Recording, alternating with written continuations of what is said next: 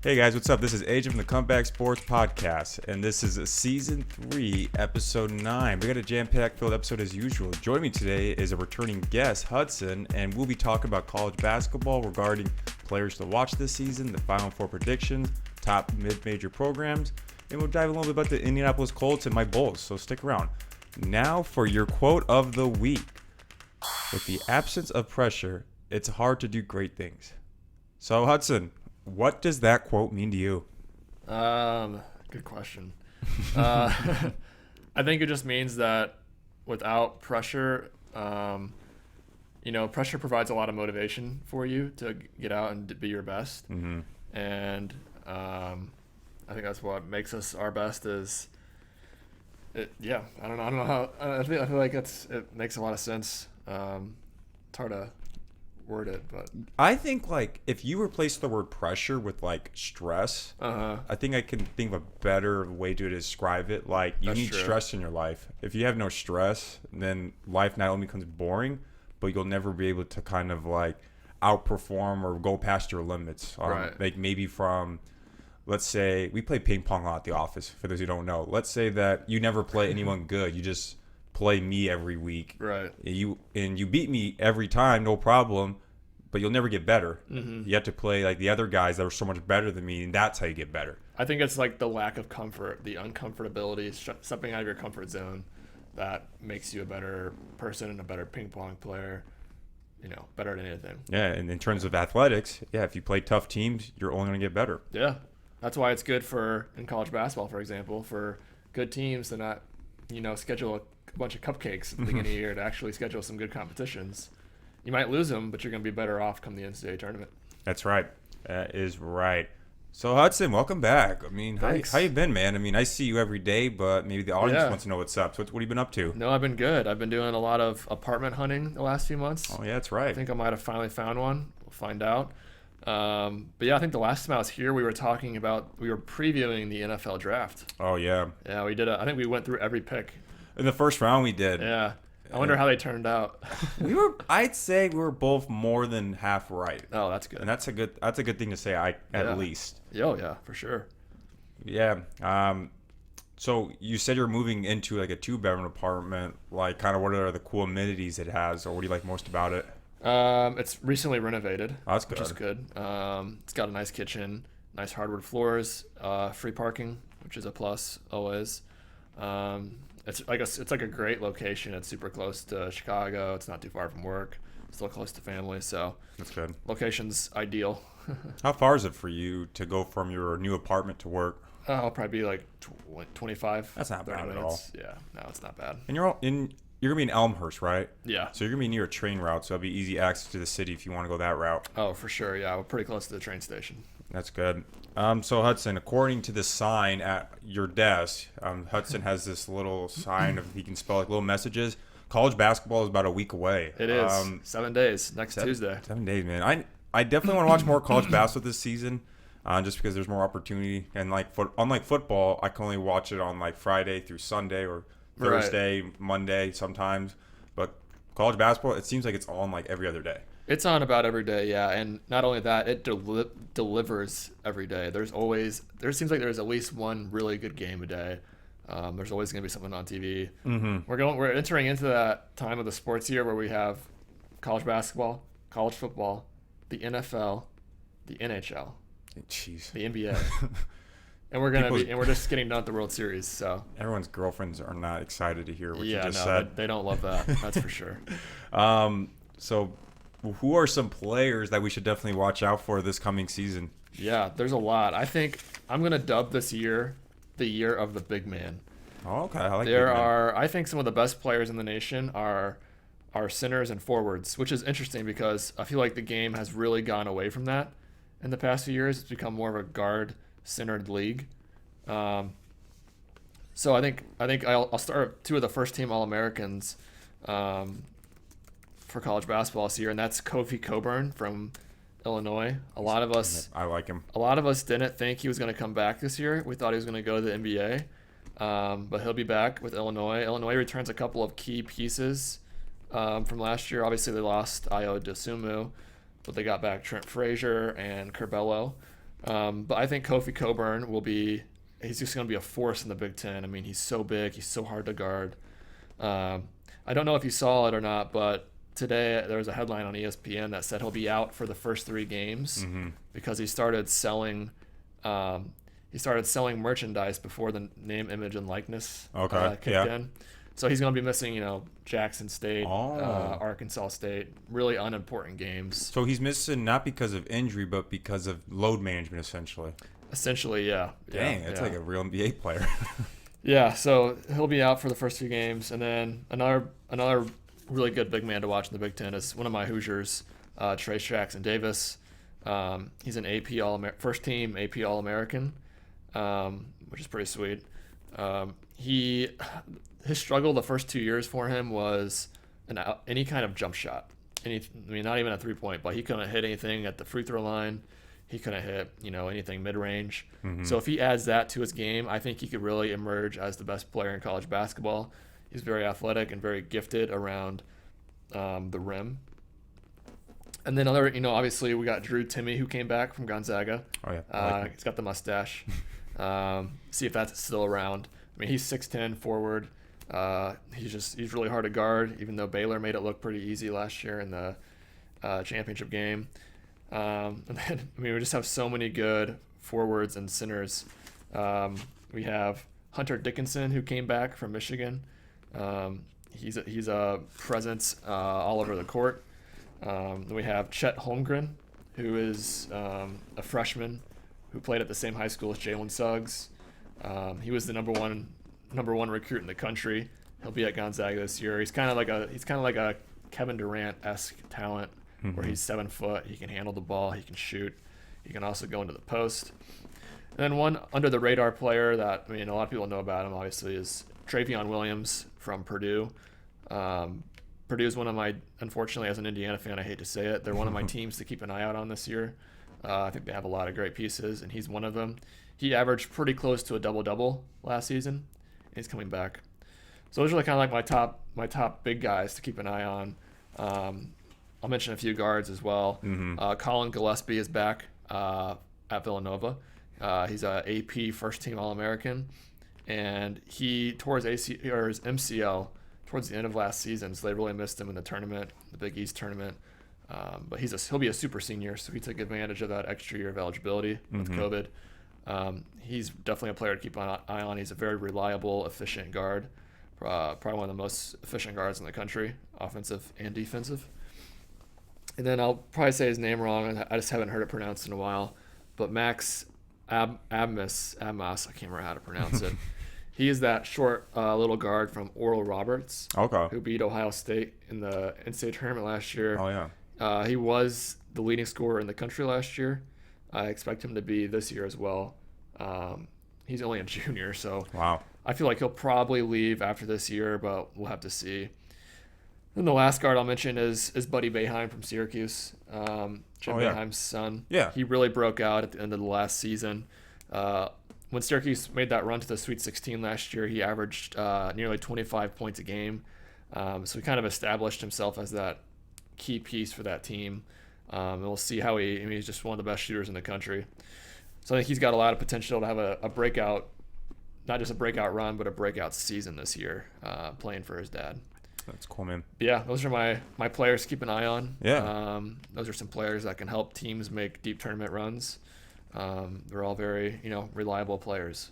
Yeah, I think one player I would like to make note of is Johnny Juzang from UCLA. I believe he stayed, so he'll be back for 1 year with UCLA. And right now, UCLA is number 2 in the AP poll, so the spotlight is definitely be on that team after what they did. Oh yeah, in the March Madness tournament. We're all wondering if it was a fluke run or if they're the real deal. It looked pretty well managed. It did, yeah, I thought so too. They have a big matchup first week of the season, I believe, on not this Friday, but the next Friday they play number 4 Villanova. Oh, wow. Colin Gillespie. That'd be nice. That'd be a good matchup, 2 versus 4. Yeah, there's some big games in the first week to look forward to, definitely. Yeah, and I'm just looking at the AP poll right now since you brought up number 4 Villanova, and it's pretty much basic standard things you've always seen. Kansas being number 3, Gonzaga's being number 1. You mentioned one of Purdue's players is going to be there, and they're right now. They're in 7th. Of course, Baylor's still in the top 10 after what they just did to everyone in the tournament. I'm very interested to see how Duke and Kentucky are going to be. It's Coach K's farewell tour, and then Roy Williams won't be back for UNC. Yeah, that's true. Yeah, and I think UNC is ranked 19th overall. I believe, yeah. It'll be interesting to see if the blue bloods come back this year. If Duke and Kentucky having a down year last year. Yeah, it's very. I mentioned this last time. I think we talked. It's just very interesting to see like these programs that just continue to be in the Elite Eight and the high seeds in the Madness tournament. But now it's just looking like they're not the big guys anymore, and that's probably why Roy Williams retired. He wanted to retire on the best note possible. Yeah, maybe he didn't want his legacy to kind of be tainted. I'd say with how underperforming his teams have been in recent years. Right. You have to remind me, is there a reason why Coach K is leaving Duke? I think it's just age. Okay. Yeah, I think I want to say he's in his 70s. I guess it is pretty old, man. It's pretty old, yeah. He's originally from the Chicago area, so. Okay. I wonder if he'll stay in the North Carolina area, if he'll move back here. I don't know. We'll see. Yeah. I'm trying to think who else is kind of a notable star in this lineup of teams. Let's see. You said Kofi's going to go back, and Illinois is now 11th in the Big Ten. Do you see Illinois being that powerhouse in the Big Ten like they were last year? You know, I don't think it's going to be nearly the level that they were last year. They lost. I'm not going to say his name right, but their backup center. He had that Vashafshavanelli, something like that. I can't remember how to say his name. No, I think Illinois will probably be. I think they're going to be fourth. I think they're going to finish fourth in the Big Ten this year. I have Purdue and Michigan above them. I mean, Michigan I want to say they had the number 1 recruiting class in the country. Oh, wow. Or at least one of the top ones. And then I know Ohio State's ranked, below Illinois right now, but I think Ohio State will emerge as that second or third team behind Michigan, and Purdue will be right there as well. Is Mo Wagner's little brother, Franz? Is he still in Michigan, or is he in the draft? I think he said he was going to come back, and then he ended up deciding to go to the league. I can't remember who he got drafted by. Was he a first rounder? I can't. Yes, he was actually picked 8th overall. So he got drafted by he's with the Magic now. Okay, cool. Yeah. Yeah, unfortunately, Mo Wagner, he just kind of was not really what we wanted to see. Yeah, he was a stud in college, but yeah, he was really big. He was a big man for sure. Really I'm excited to see these big guys play that you brought up, because it is refreshing to kind of see this kind of spotlight. We saw it with Iowa's biggest star, Luka Garza. Yeah. He was a big man. He really tore up the league for a while when he was at Iowa. So I like to see more of that in college basketball, and maybe kind of bring these big guys over to the NBA, because it seems like it's a shooting league. So I like to see some more like upfront action at the rim, or just see them be more, I guess, dynamic and be good shooters. Yeah, I definitely agree with that. We'll see if the big man makes a comeback after the last few years. Oh yeah. Since we've been bringing up all these notable teams in the AP poll, you told me you have a Final Four prediction already. I do. I do have a prediction. What's the date? It's November 2nd. November 2nd. And you have a prediction for March of 2022. I do. It's the way too early Final Four prediction. It's like the way too early. The way too early, yeah. All right, what do you got for me, man? Yeah, so right now the top 4 teams coming into the year are in order: Gonzaga, UCLA, Kansas, Villanova. I do not have all those teams in my Final Four. Okay. I'll say that. I don't think Gonzaga gets there. Okay. I think they make a deep run, probably the Elite Eight. But I think, even though that combination of Holmgren and Timmy, I just don't think they have a strong enough guard play to get them there. They don't have that Jalen Suggs this year. So don't have Gonzaga there. I do have UCLA and Villanova making the Final Four. I think that UCLA, they returned all their big players from that team that made it last year.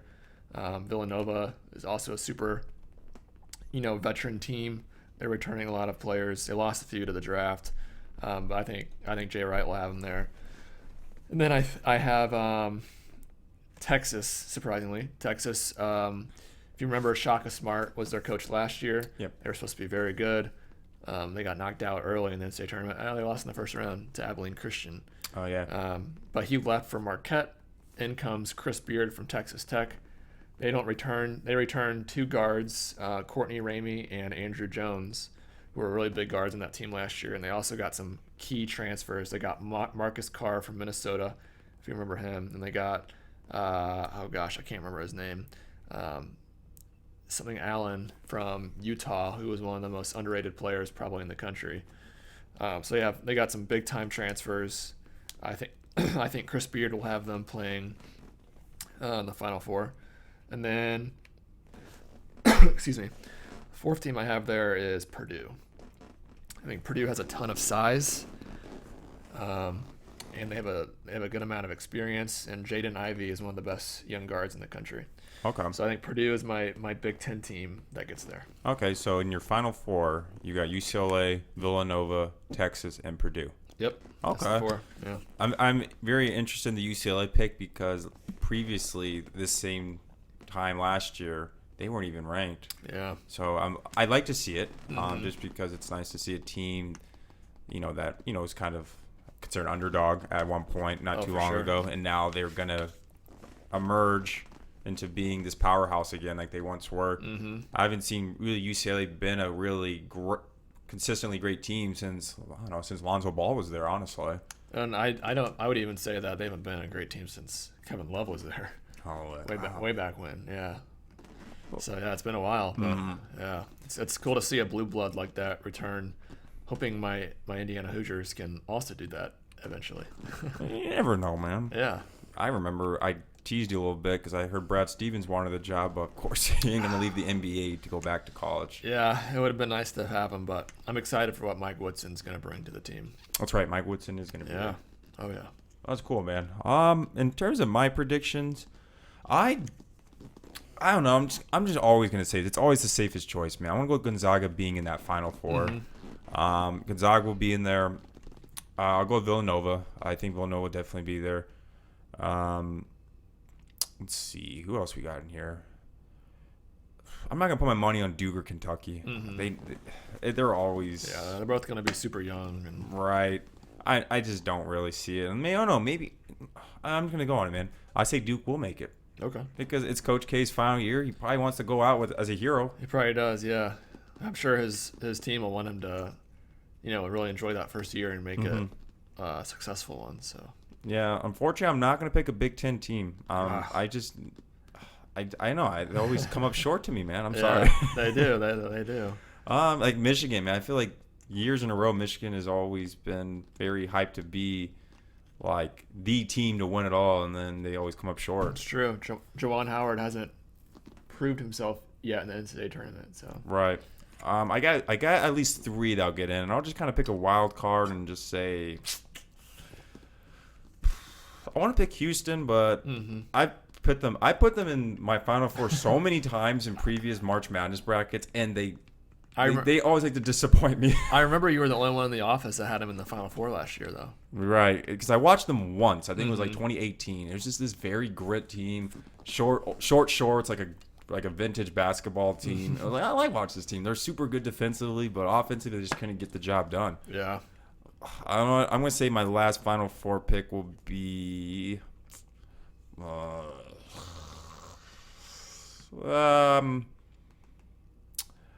I'll go Oregon. Oh, yeah.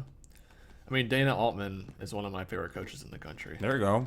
He has that team competing every year. I think they lost what was that guy's name? Chris Duarte, who I think the Pacers actually drafted. Okay. But yeah, I'm sure they'll have a good team. Yeah, he's always got them playing well up there in Eugene.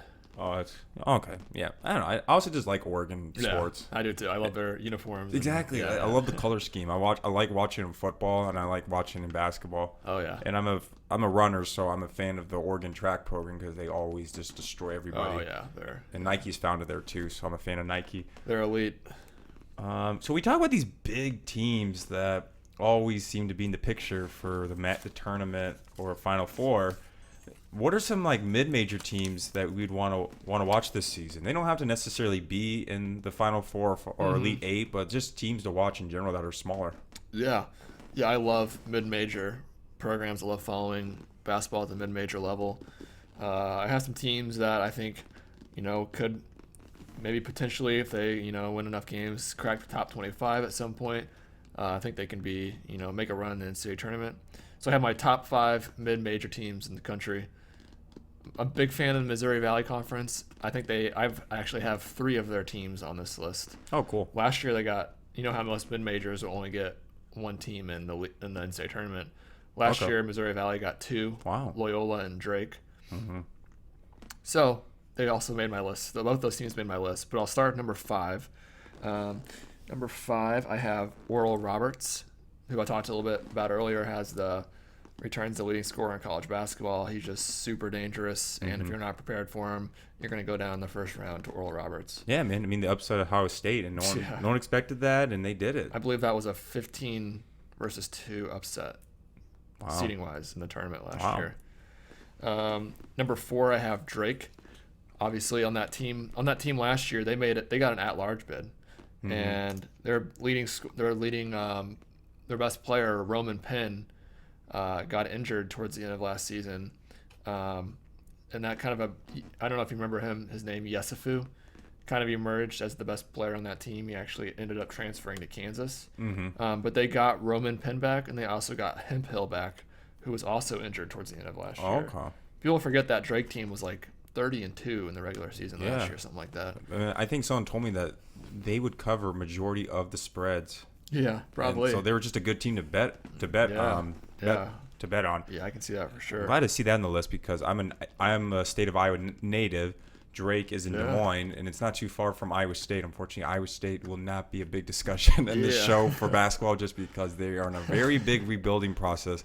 But I was so happy to see Drake make a run into the tournament.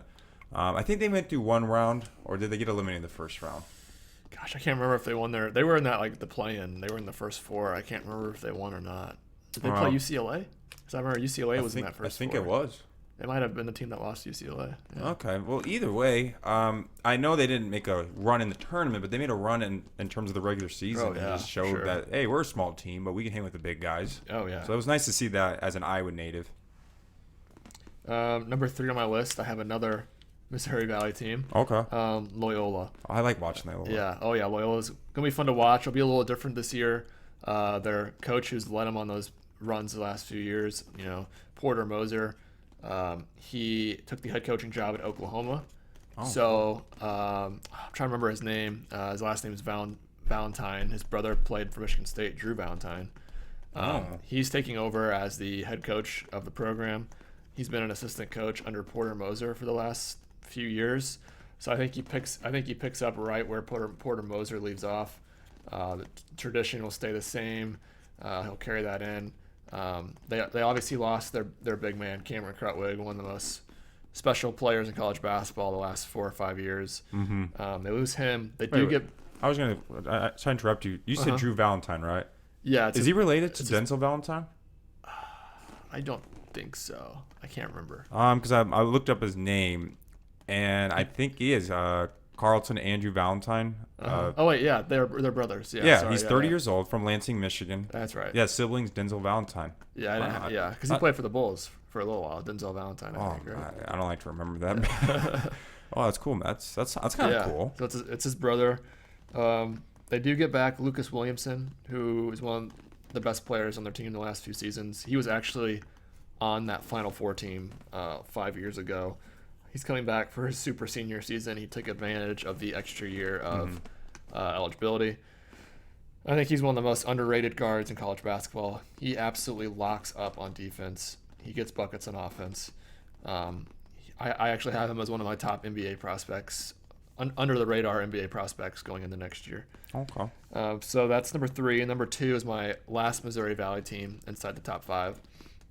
And that is, my surprise to people, University of Northern Iowa. I was about to ask about that. Yeah. So their best player, his name's AJ Green. No, not the one who's on your bench in fantasy football. It's a different AJ Green. He got injured, I want to say, 3 games into the season last year. He was preseason player of the year. Before he got injured, he was averaging, I want to say, 24 points a game. He's one of the best guards in college basketball. He puts them at the top of the Missouri Valley Conference, in my opinion. He's a great player. That's why I have them ranked at number 2. And then at number 1, I have St. Bonaventure. They won the Atlantic 10 last year. I think they were a 9 seed in the in-state tournament. They're preseason ranked, actually. They're 23rd in the country. They got transfers from Wake Forest, from Pittsburgh. So I think this team only got better from last year. So I could see them getting like as high as like a 5 or a 6 seed in the NCAA tournament. Wow. Okay. Yeah, I'm also glad you said the Northern Iowa pick because I had friends and family have gone to that university. Oh, yeah. And I have heard of AJ Green, and he was destroying it for them. Yeah. Before he got injured, of course. Yeah, he's a beast. And I think he's in his super senior year as well. I want to say he's last year since he was injured, he's either a junior or a senior. I can't remember. According to Google, he's 22, so... No, I would think so then, yeah. So it's either senior or super senior. But something tells me he'll definitely ball out because it could be his last year. Could be, yeah. Cool, man. Let's see. Do you have any got any other things or topics you want to talk about for college basketball before we move forward with some football? I probably just the games that are featured this first week of the season. We have Duke and Kentucky and Michigan State and Kansas on the first night of the year, a week from today. And then I think next Friday we have UCLA and Villanova. Mm-hmm. And then next Saturday we have Texas and Gonzaga, which is 5 versus 1. So a couple of 4 really big matchups in the first week of the season next year. Okay. All right. I'll try to catch one of them next week. Yeah, and it's nice because usually this time, like during Thanksgiving, that's usually when they have these invites, and you can have more time to watch basketball if you're not working that week, or you're working from home, visiting family, or just need an excuse not to talk to family when you're home. That's a good point. So that's another thing to remember. If you want something to do on Thanksgiving break that's not family related, watch some basketball. Yeah, I mean, one of the biggest tournaments around Thanksgiving every year, I think it's Thanksgiving, right? The Maui Gym Invitational. Yeah. I'm not sure who's playing in it this year, but I can look it up for you. Yeah. I don't think it's – last year it was in Asheville, North Carolina because of COVID. I don't think it's in Maui this year. I think it might be in Las Vegas maybe. I can't remember. Let's see. Oh, I misspelled Maui. Okay, let's see what we got here. Maui Gym Maui Invitational. What's that name? It is. I do see some good names. November 22nd through the 24th. Okay. Let's see. Oh, here it is, the schedule. And bracket.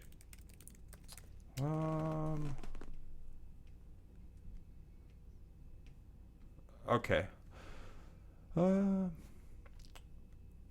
It doesn't tell me. Oh, here it is. Okay. So the games will be Texas A&M versus Wisconsin, Butler versus Houston, which I think would be a good game. Oregon versus Chaminade. Is that how you pronounce it? I think it's Chaminade. Chaminade. Yeah. And then St. Mary's versus Notre Dame. All right. I like the first 2 matchups the best. So we'll see how those games go. Yeah, your final 4 pick is in there. Oregon. Right. Oregon. Yeah. All right, there you go. First big invite of the year. See how they play. Yeah. Cool, man. So let's kind of transition to football for a little bit because I do have 2 topics I want to discuss. First, since Hudson is an Indiana native, I would like to talk about his team, the Indianapolis Colts. So what's been on your mind with the Colts this season so far? Yeah, it's kind of been a weird season because I've felt like we've had a couple of really good games, and our record does not show how good our team is. I think Jonathan Taylor and Michael Pittman have both emerged as just absolute beasts. Carson Wentz has been a little underwhelming. I thought he'd be able to do a little bit more with Frank Reich as the coach. Relive a little bit of that Philly magic that they had. But he's just kind of been, I don't know if he's. I think Phillip Rivers might have been a better option, surprisingly. He's playing a little better. But yeah, our defense is just, Darius Leonard's just an absolute beast. Our defense has been playing well. Disappointing to see our stud safety go out for the year with an Achilles injury. Mm-hmm. But I think even though we're a few games back right now of the Titans, I think this team can still make the playoffs. We were hanging right there with the Titans. We only lost by a field goal in overtime. Honestly, we probably should have won that game. But yeah, I like the way this team's trending. I don't think our record shows how good this team truly is. Yeah. Over the past couple of years, I've always kind of put the Colts in the playoff picture just because of what they have. I always knew Michael Pittman and Jonathan Taylor especially were going to emerge second years. I had Jonathan Taylor as one of my breakout players before the season started, and he's been getting the job done. It's not like he's like top 10. No, I'm going to say I think he's a top 10 running back in the league. He's proven that he's that great. But you're right about Wentz. Wentz, it's the same thing every time Wentz gets back in the field. He's just been underwhelming. He just hasn't been the same guy since the MVP run he had with Philly with Reich. And I don't know. You would think that if it's the same guy that you worked with, then you can get the same magic. But then there's other variables that come into play, such as there's a whole different roster of players and the style, and also the opponents you're playing.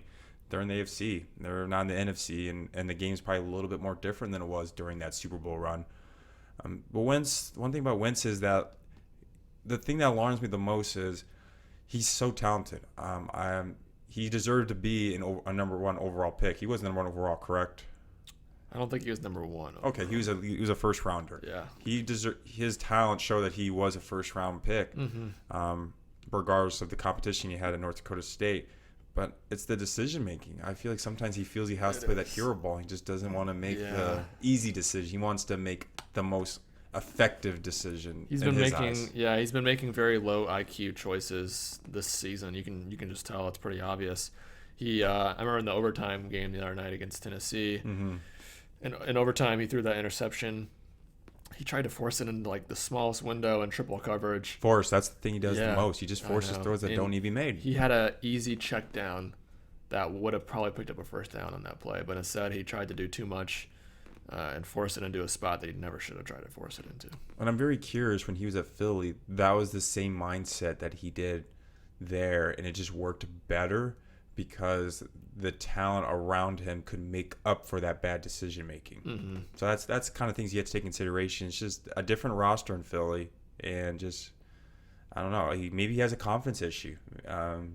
Since he had such high praise that one year he was doing really good, and he hasn't gotten there. It's just kind of he's beating himself up internally a little bit and thinks, I need to prove that I am that guy. So I'm going to make the super hard throw, and then I will get back to that guy if I keep doing that. Yeah, he's trying to relive the past too much.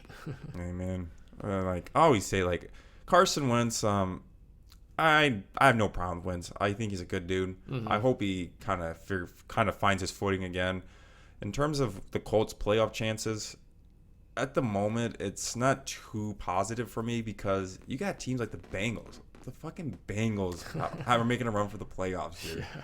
And I hate to bash my man Trevor, who's a Bengals fan, also a supporter of the show, and has always been on the show. I mean, I was hoping that they would suffer for the mistake of not picking Penei Sewell and getting Jamar Chase. I was like, they're going to regret this pick. And it looks like they're getting the better end of the stick. Looks like they got one of the best wide receivers in the NFL right now. I mean, yeah, so I know Trevor's probably going to listen to this, and then he's going to be like, what a loser. Yeah.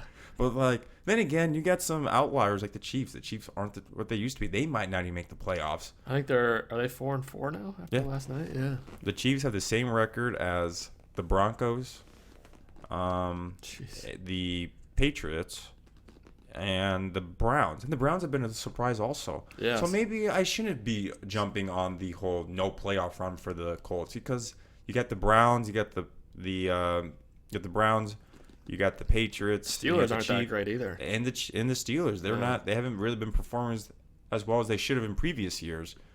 But like I said, it just depends. I think if they can get this middle stretch at a good position, then it's more feasible. I just don't see it right now, but I do see a little bit of light now that we kind of bring up these teams that have been underperforming. Yeah, I think I saw that every team in the AFC has at least 2 losses. So I think the Titans are. I think the Titans are 6-2 now. I want to say, I think that's the best record in the AFC is the Titans. The Bills might also be 6-2. Yep. I can't remember. Yeah. Bills are 5-2. 5-2. Raiders are 5-2. Ravens 5-2. Titans are the only team that's 6-2. Okay. So I think they're going into bye week pretty soon. Yeah, I think so as well. Yeah, I'm curious to see what's gonna happen to the Raiders. Just because so much negative press regarding John Gruden. Yeah, a lot's gone on there in the last few weeks. I'm curious if it's gonna get to them. It doesn't look like it has in terms of how their record has been. I was just saying my last episode, like I'm hoping the players have a good season, regardless if they don't make the playoffs or not, because it's probably hard to play with all this bad press talk regarding your team. Sure, it's about John Gruden, but John Gruden is associated with your team. Right. So I hope the players don't let it get to them. But I'm curious if it will. Then after what happened with the Henry Ruggs news today too. That's right. That just happened today. Breaking news for those who don't know: Henry Ruggs got into a DUI accident and he killed a person. Mm-hmm. He was, I'm assuming, drinking in the daytime. He thought he could drive home, and he obviously couldn't. He wrecked his car and killed someone, and he probably won't be playing football for a long time. So that's another distraction. Yeah. So we'll see how that plays off in terms of like losing a good receiver and also just losing a teammate for an incident that could have been avoided.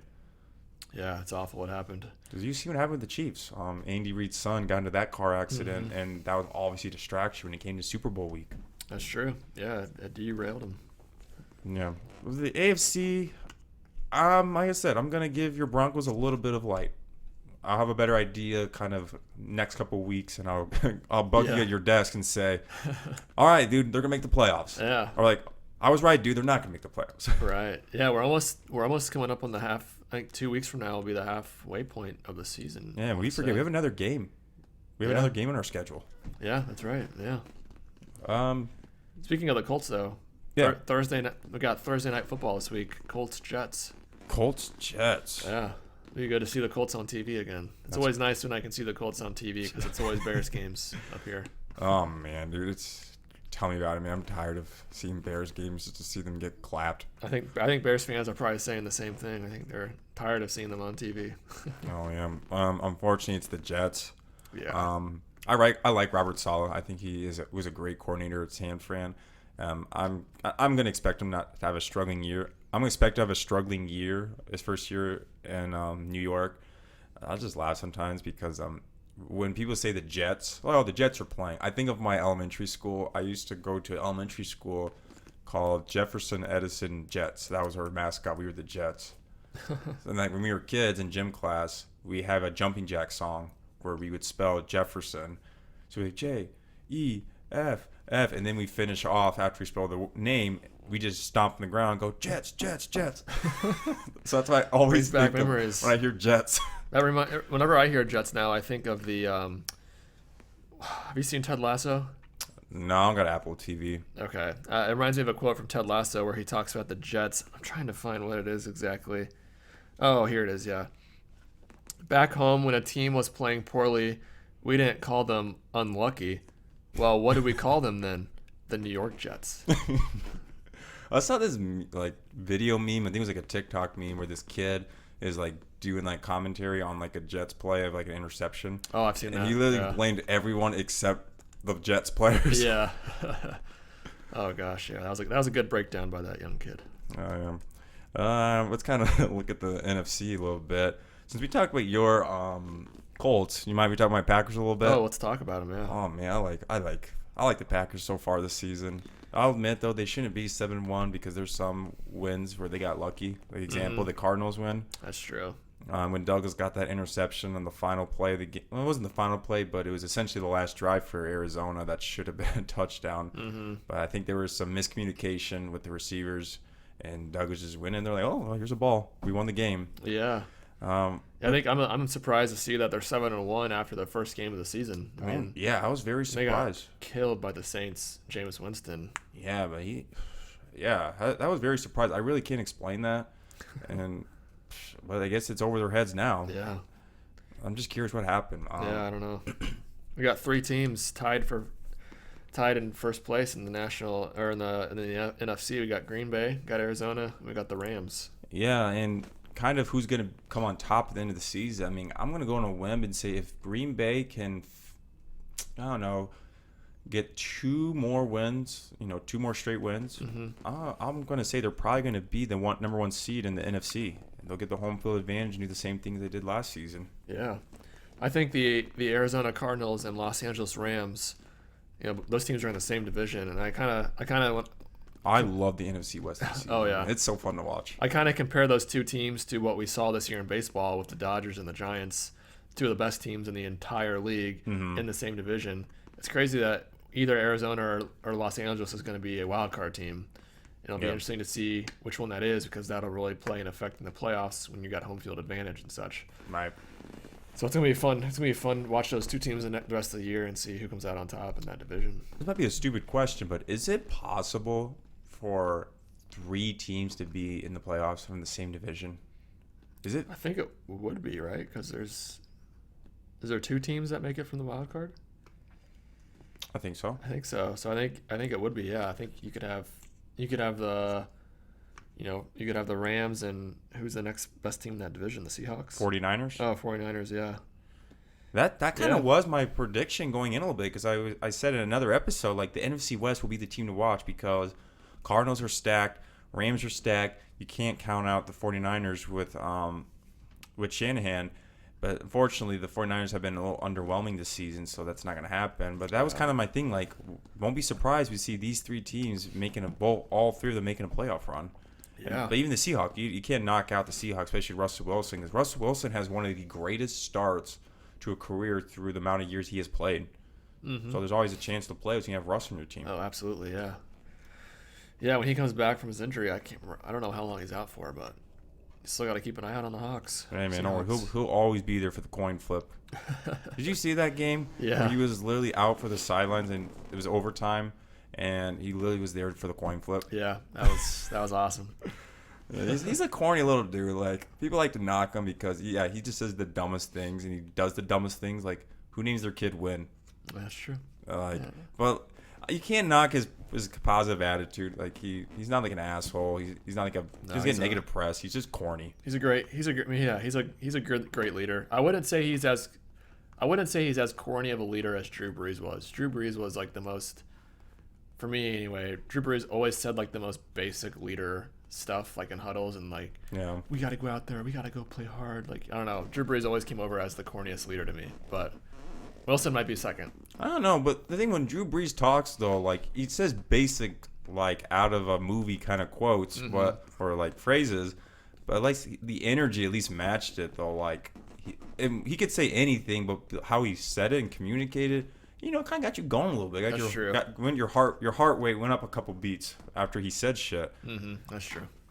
Let's see, who else we got? Yeah, I can't believe the Cowboys are 6-1 in the NFC East. Well, I can't say 6-1 in the NFC East because the NFC East has always been underwhelming. But just being 6-1, I'm quite surprised. Oh yeah, for sure. Yeah, I mean, their defense has really emerged as a top defense in the league this year. Oh yeah. After last year's, they looked awful. Oh yeah, they were very terrible. Who did they get in the first round? I think it was Parsons. Micah Parsons. They got Micah Parsons first round. I couldn't remember. Yeah. Yeah, I think he's looked. I seen him play a couple of preseason games, and I think the first game, I think he's gotten better since then. So. Well, Trayvon Diggs has really emerged as he's good, top cornerback in the league. Yeah. It's either 2 interceptions or no interceptions. Yeah, that's true.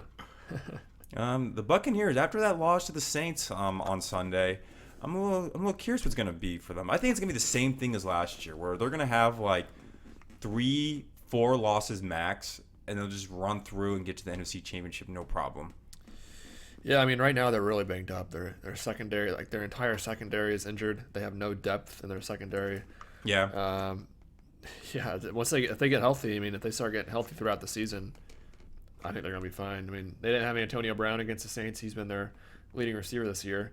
Gronkowski, they just got him back against the Saints, but he left the game with an injury. Yeah. So once they get those 2 guys back, I mean, you know how much Brady loves Gronkowski. Like. Yeah. And of course, he likes him back since he followed him to Tampa Bay. Yeah. He can't knock out Chris Godwin, Mike Evans. These guys are just all studs. Amazing. Yeah, they are. Even Leonard Fournette's kind of making a shine this season. Leonard Fournette's, well, I mean, if you think about it, last year they had the two running back package with Fournette or Ronald Jones. There wasn't really one over the other, but Fournette's really emerged as the leading back. And now I heard they're trying to. Oh, I guess it's past the trade deadline now at the time of this episode, but they were listening to trade offers for Ronald Jones Jr., but they didn't end up trading him. Mm-hmm. And speaking of the NFC South, with the Bucs and Saints, Calvin Ridley had to step away for a little bit to kind of work on his mental health, which I thought was very interesting and good on his part. I mean, we forget people like to say sports has gotten a little soft because start of the NBA, fouls on everything, and the NFL taunting and roughing the passers. They say sports rules have just been making players gone soft, but yeah. We forget, back then in society, we don't really touch on these things with mental health, and it hurts us in the longer run. You don't really develop as a human being as you should, or get to really know yourself. And Calvin Ridley had the guts to do something that not a lot of players do, and just stepping aside and just look out for themselves. Because what good is it to play if you're not in a good mental space? Yeah, people are going to say, "Oh, he should just man up or just tough it out." Some stupid gender norm kind of thing to say. But at the end of the day, man, we're all humans, and it's hard, especially in the NFL, when people are always looking at you. Fantasy owners want you to get these many points. Bettors want you to make sure you cover the spread. Your team needs you at all times. Your how well you play determines your career for not only yourself but your family, the well-being of your family. If you have kids or parents that need you to support them, and it's okay. It's okay to step aside. I mean, as long as you're just transparent about it with your teammates, your coaches, there's nothing wrong with that. Yeah, I think he summed that up pretty well. I think he definitely made the right choice for him. Mm-hmm. I know he missed that game a few weeks ago in London for the same reason, and then this coming out this week, I think it's cool to see it. It's a tough decision, obviously, but yeah, it's obviously what's best for him. So yeah, he's a talented player, and I think he'd be just fine. Oh yeah, for sure. I just hope all players kind of seek help if they need to, whether it's a break or maybe just talking to someone. Yeah, definitely. I wanted to show you this video that I was talking about with you. This was about Jameis Winston. We were talking about how the Saints beat the Bucs, and then there was an Instagram video of Jameis Winston. Jameis Winston got injured in the middle of the game, and the players, they all celebrated in the locker room because it was Halloween too, so they probably wanted to have a little fun. Let me know if you can see my screen. And they're all dancing. And then next thing you know, Jameis Winston is in crutches. Dancing. Wow. This with is the torn ACL. Oh, unreal. That's something else. So I'll watch that one more time. But it's they're having a good time. It's on Instagram Live, so you see people commenting and celebrating, and then Jameis is just moving his arms around with this fog machine and flashing strobe lights, which I didn't know they even had that in locker room. I didn't either. Someone must have got it ready when they kind of knew they were gonna win the game. Yeah, I guess so. Somebody had that celebration planned. That's surprising to see him doing that, but hey. It must have been excruciating pain, but they probably put in some pain meds, and it kind of stopped it from hurting. Yeah, I'm sure he wanted to celebrate with his team. He didn't want to miss out on that. That's just big victory. That's just Jameis. He just does the goofiest shit. Yeah, that's just Jameis being Jameis. I remember there was a pre-huddle. I think this was Drew Brees was still on the team. Mm-hmm. They had a pre-game huddle. Drew Brees was just saying I want you to look at your teammate and let him know that you're there for him. And this is Jameis actually looking at someone dead eye contact, making them uncomfortable. That's funny. Yeah, that's a great video. I hadn't seen that until you just showed it to me right now. I saw a meme where it's if the Saints win the Super Bowl, I'm gonna pause. If the Saints win the Super Bowl, come on, where's it at? You have to make a statue of Jameis dancing with his crutches. Yes, right outside the stadium. Have to.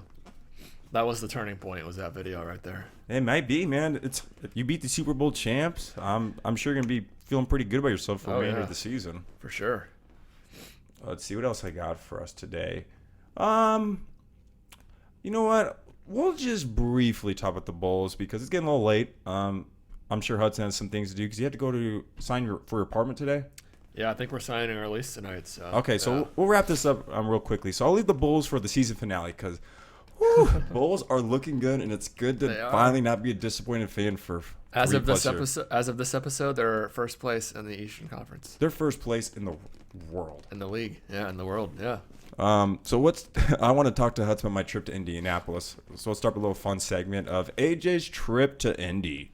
So for those who don't know, me and my girlfriend went to Indianapolis last Saturday on the night before Halloween, October 30th, to go to a Bleachers concert. Bleachers is an indie band that we both follow. Even Hudson's heard a couple songs from them. And I went there, and Indy's a pretty nice city. I went to my buddy's place, unpacked. We got an Uber downtown. We went to a taco restaurant called Bakersfield. Hudson's heard of it. He recommended it to me, actually. And my girlfriend's friend also recommended it. And unfortunately, man, I was underwhelmed. The atmosphere was good, but I didn't feel full. Yeah, that's the tough thing. Did you get tacos? Yeah.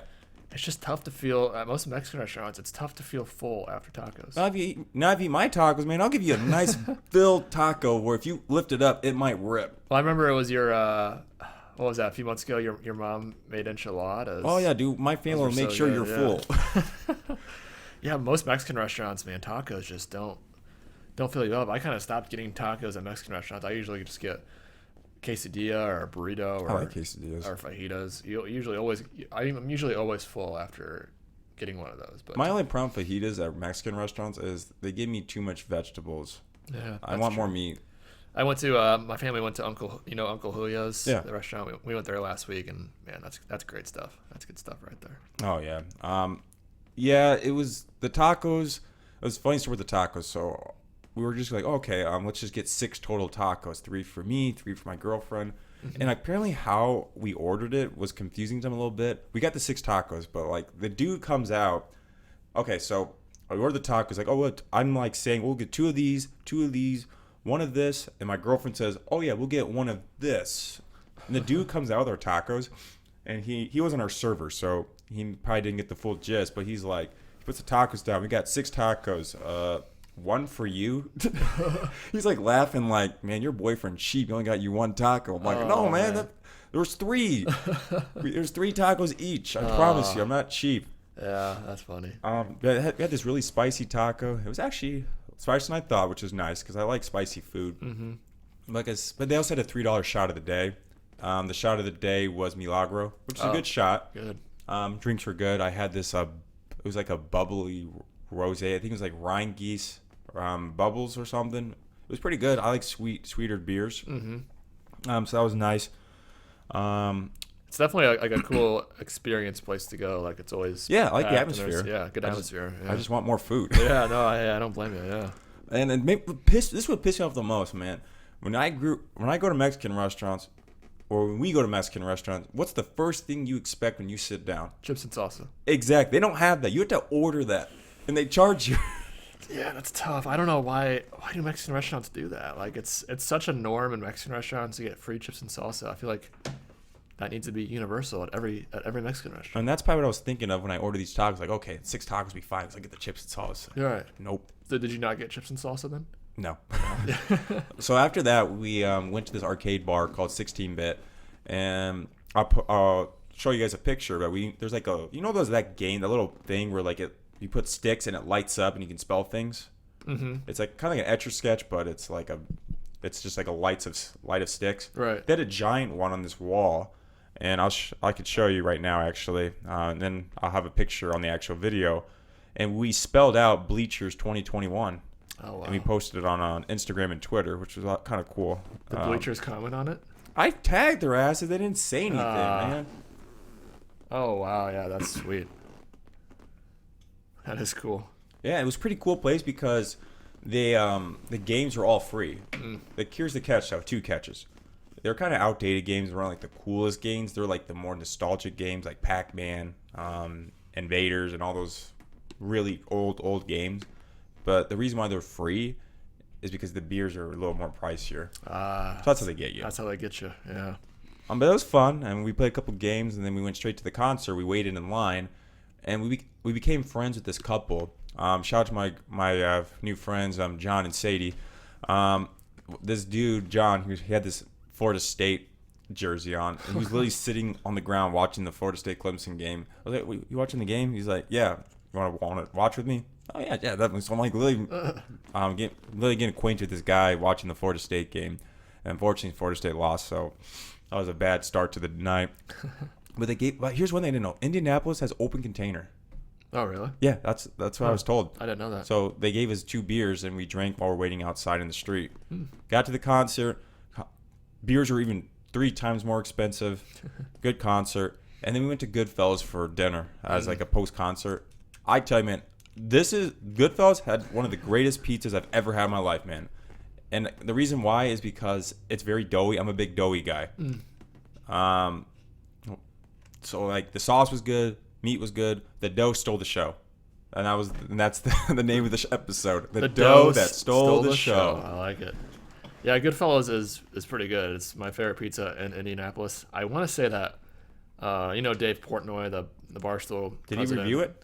I think he did a video for Goodfellas. He probably said something that probably made people mad. Yeah, probably. Like he usually does. Does he like any pizza? Does he even like pizza? Who knows? Who knows? He was just in Chicago a few weeks ago doing a bunch of places, and he pissed off a bunch of people here. So, yeah, that's how I knew about him. Yeah, he just pisses people off. Oh well, I mean, but pissing people off generates buzz. So it does. It generates comments. It generates interactions on your post. So. Yeah, that's true. That's very true. So I got the pizza. John and Sadie texted us, "Hey, we're gonna go out if you want to join us." Me and my girlfriend looked at each other like, "Nah, we're old. We're going home." So we went home, fell asleep. I woke up, threw up in the toilet, got up, got some Dunkin', went home, and then watched football for the rest of the day. So that was my week. Sounds like a good weekend. Yep. It was fun, sounds man. about right. I'd go back. I would go back, just to go back to Goodfellas. And also my friend lives there, so I have an excuse to go back. Yeah. You can always go back for another concert. Yeah. Definitely. Cool, man. That's all I really have. We are exactly 57 minutes, so pretty good pacing today. This obviously isn't Hudson's first rodeo. He's a podcast star. Yeah. Anything else you want to say to the audience or just in general? I don't think so. Just that we're 7 days away from college basketball. Amen. By the time you're listening to this, it's probably gonna be what 4 or 5. So season's right around the corner. Best sports time of the year, and Blackhawks got their first win of the season. Chicago Blackhawks yesterday. finally got a win. Yep. What a disaster of a program. Oh my God, they're under a lot of press. Not great. But at least we got to win. Hey, it's the little wins that count, literally. All right. Thank you, Hudson, for coming back on. We'll definitely do this again. I enjoy having you as a guest. To the viewers that are listening and watching, make sure to like, subscribe, and share this video with a friend. Every little bit helps. Thank you again for watching, and I will see you guys in the season finale of Season 3. I'm so excited. So stick around.